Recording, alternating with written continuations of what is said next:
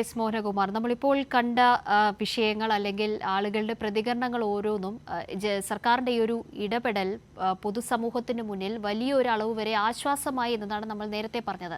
പക്ഷേ ഈ ആശ്വാസത്തിനപ്പുറത്തേക്ക് കാണിക്കുന്ന ഒരു വലിയ മാതൃകയുണ്ട് സർക്കാരിൻ്റെ ഭാഗത്തു നിന്ന്. ഇപ്പോൾ ഇത് എന്ത് തരത്തിലുള്ളൊരു പാഠമാണ് സാമ്പത്തിക രംഗത്ത് നൽകുന്നത് എന്നതിനെക്കുറിച്ച് നമ്മൾ എല്ലായ്പ്പോഴും ചിന്തിക്കണം. ഈ സപ്ലൈകോയ്ക്കായാലും കൺസ്യൂമർ ഫെഡിനായാലും ധനവകുപ്പിൻ്റെ ഒരു പിന്തുണ നേരത്തെ തന്നെ പ്രഖ്യാപിച്ചിട്ടുണ്ട്, ഫണ്ടടക്കം അനുവദിക്കുന്നു. അപ്പോഴും ഇത് സർക്കാരിനൊരു അധിക ചെലവാണ് എന്ന കാര്യത്തിൽ നമുക്ക് സംശയമൊന്നുമില്ല. അപ്പോഴും ജനങ്ങൾക്ക്, സാധാരണക്കാരായ ജനങ്ങളാണ് ഇതിൻ്റെ നേട്ടം ആത്യന്തികമായി ലഭിക്കുന്നത്. ആ നേട്ടമാണ് ഏറ്റവും വലുത് എന്ന കഴിഞ്ഞ ദിവസത്തെ മുഖ്യമന്ത്രിയുടെ വാക്കുകളടക്കം നമുക്ക് ഓർത്തെടുത്തുകൊണ്ട് ഇത് സാമൂഹ്യ രംഗത്ത്, സാമ്പത്തിക രംഗത്ത് എത്ര വലിയ പാഠമാണ്, മാറ്റമാണ് ഉണ്ടാക്കിയെടുക്കുന്നത്?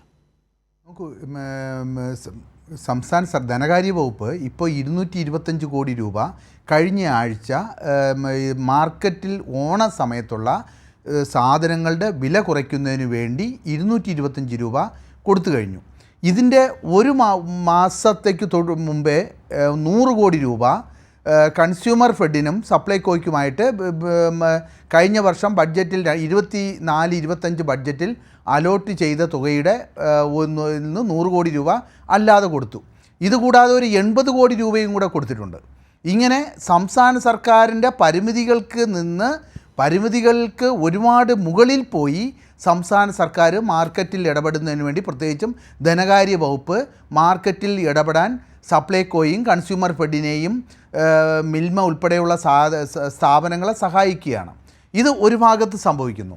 മറ്റൊരു ഭാഗത്ത് നമ്മൾ കാണേണ്ടത് ഈ കൺസ്യൂമർ ഫെഡും സപ്ലൈകോയുടെ കടകളിലുമെല്ലാം ആളുകൾ ഇപ്പോൾ നമ്മൾ കൊണ്ടുവയ്ക്കുന്ന സാധനങ്ങൾ അപ്പോൾ തന്നെ അപ്രത്യക്ഷമാവുകയാണ്. അത് വളരെ സ്വാഭാവികമാണ്.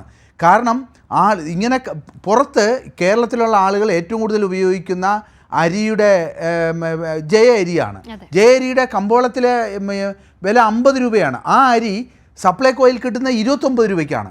ഏകദേശം 40% വില കുറവ്. അതുപോലെ തന്നെ കുത്തരി, ഓണത്തിന് ആളുകൾ ഉപയോഗിക്കുന്ന കുത്തരി, അതിൻ്റെ വില 47 രൂപയ്ക്ക് കമ്പോളത്തിൽ കിട്ടുന്ന അരിയുടെ വില 30 രൂപയാണ്. ഇനി ഉഴുന്നിൻ്റെ വില, ഏറ്റവും കൂടുതൽ ഓണത്തിന് ഉപയോഗിക്കുന്ന മറ്റൊരു സാധനമാണ് ഉഴുന്നും പയറുമല്ല. ഉഴുന്നിൻ്റെ വില 145 രൂപയ്ക്ക് കമ്പോളത്തിൽ കിട്ടുന്ന ഉഴുന്നിൻ്റെ വില 95 രൂപയ്ക്കാണ് സപ്ലൈകോയിൽ കിട്ടുന്നത്. ഏകദേശം 40% വരെ 50% വരെ വിലക്കുറവെന്ന് പറയുന്നത് അക്ഷരാർത്ഥത്തിൽ നടപ്പിലാക്കുകയാണ്. ഉഴുന്നിൻ്റെ പാക്കറ്റിൻ്റെ മുകളിൽ അടിച്ചിട്ടുണ്ട് അതിൻ്റെ വില. ഇങ്ങനെ ആളുകൾ വളരെ നീണ്ട ക്യൂ നിൽക്കുകയാണ്. കൊണ്ടുവയ്ക്കുന്ന സാധനങ്ങൾ അപ്പോൾ തന്നെ അവർ വാങ്ങിക്കൊണ്ട് പോവുകയാണ്. പക്ഷേ സംസ്ഥാന സർക്കാർ വേണ്ട എല്ലാ നടപടികളും കൈക്കൊണ്ടിട്ടുണ്ട്. ഓണ ദിവസം വരെ, അത് കഴിഞ്ഞാലും എത്ര ആളുകൾക്ക് വേണോ ഈ സാധനങ്ങൾ അർഹരായവർക്ക് അവരുടെ കൈകളിൽ എത്തിക്കുന്നതിന് വേണ്ട എല്ലാ സൗകര്യങ്ങളും സർക്കാർ ഇതിനകം ചെയ്തു കഴിഞ്ഞു. അത് വന്നുകൊണ്ടേയിരിക്കും. അതാണ് 1500 ഓണച്ചന്തകൾ തുടങ്ങാൻ ഇപ്പോൾ കൺസ്യൂമർ ഫെഡ് തീരുമാനിച്ചത്. അത് നടപ്പിലാക്കി കഴിയാണ്.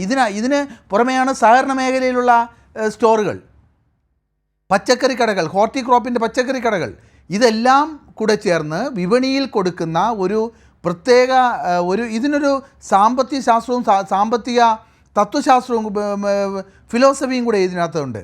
ഈ കാലഘട്ടത്തിൽ, ഈ ഉദാരവൽക്കരണ കാലഘട്ടത്തിൽ സർക്കാരുകൾക്ക് കമ്പോളത്തിൽ വളരെ വലിയൊരു പങ്ക് വഹിക്കാനുണ്ടെന്നും സർക്കാരുകൾ ഇടപെട്ട് മാത്രമേ വില നിയന്ത്രിക്കാൻ കഴിയുള്ളൂ എന്നും, അങ്ങനെ സർക്കാർ വേണ്ട രീതിയിൽ ഇടപെട്ടില്ല എങ്കിൽ ഇന്ന് ഇന്ത്യ രാജ്യത്തിൽ പൊതുവിൽ കാണുന്ന രീതി, അതായത് പച്ചക്കറികളുടെ വിലവർദ്ധനവ് ഇന്ത്യ രാജ്യത്തു നിന്ന് 30% രേഖപ്പെടുത്തിയിരിക്കുന്നത്. ഭക്ഷ്യധാന്യങ്ങളുടെ വിലവർദ്ധനവ് 9.5%, പണപ്പെരുപ്പ നിരക്ക് 5%. ഇങ്ങനെ സാധനങ്ങളുടെ വിലവർദ്ധനവ് 10% മുതൽ 30% വരെ നിത്യോപയോഗ സാധനങ്ങളുടെ വിലവർദ്ധനവ് ദേശീയ കമ്പോളത്തിൽ നിലനിൽക്കുമ്പോൾ കേരളത്തിൽ സർക്കാരിൻ്റെ ഇടപെടലിലൂടെ മാത്രം അത് 50% വരെ കുറച്ച് നിർത്തിയിരിക്കുകയാണ്. ഇതാണ് സർക്കാരുകളെ എങ്ങനെയാണ് ഈ ഒരു പ്രത്യേക സാഹചര്യത്തിൽ ജനങ്ങൾക്ക് വേണ്ട രീതിയിൽ പ്രവർത്തിക്കുന്നതിന് വേണ്ട സാഹചര്യമൊരുക്കുന്നത്, വേണ്ട രീതിയിൽ പ്രവർത്തിക്കേണ്ടതെന്ന് മറ്റ് സംസ്ഥാനങ്ങൾക്കും ഒരു പാഠമായി മാറുകയാണ്.